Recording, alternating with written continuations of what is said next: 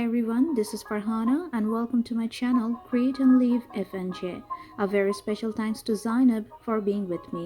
আজকের রেসিপি মাওয়া ঘাটের রান্নার কৌশলে ইলিশ মাছ ভুনা। আরও ভিডিও দেখতে আমার ইউটিউব চ্যানেলটি ভিজিট অথবা সাবস্ক্রাইব করতে পারেন।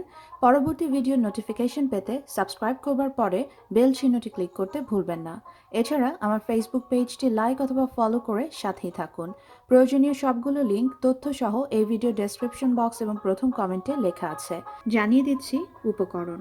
ইলিশ মাছের টুকরা বড় এবং মাঝারি তিনটি। মাছের টুকরাগুলোকে সামান্য হলুদ মাখিয়ে চুলার মাঝারি আঁচে হালকা সোনালী বর্ণ করে ভেজে নিয়েছি। পেঁয়াজ কুচি 1 কাপ, শুকনা মরিচ বড় আকারের একটি, লাল শুকনা মরিচ বাটা 1 চা চামচ, হলুদের গুঁড়া অর্ধেক চা চামচ, জিরার গুঁড়া 1 চামচের 3 ভাগের 1 ভাগ, রসুন বাটা অর্ধেক চা চামচ।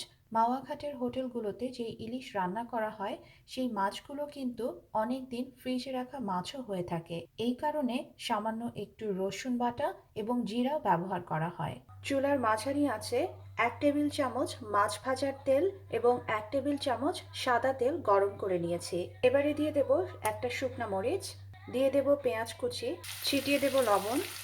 চুলার মাঝারি আঁচে পেঁয়াজগুলো বাদামি করে ভেজে নেব। 5 মিনিট পরে দিয়ে দিচ্ছি বাকি মশলা। মশলাগুলোকে ভালো করে নেড়ে 10 সেকেন্ড মিশিয়ে নেব।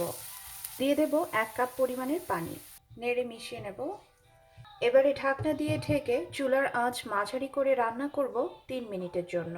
3 মিনিট পরে এবারে দিয়ে দেব মাছের টুকরাগুলো। মাছগুলো একটু উল্টে দেব।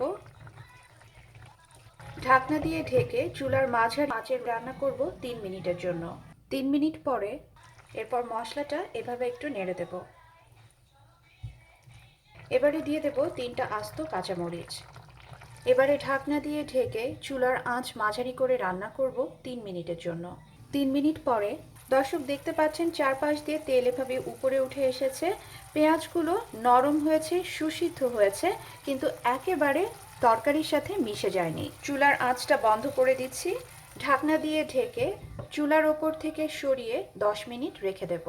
রেসিপিটা যদি ভালো লেগে থাকে তাহলে অবশ্যই তৈরি করবেন, সবাইকে নিয়ে একসাথে উপভোগ করবেন। সবাই ভালো থাকবেন, সুস্থ থাকবেন। আল্লাহ হাফেজ।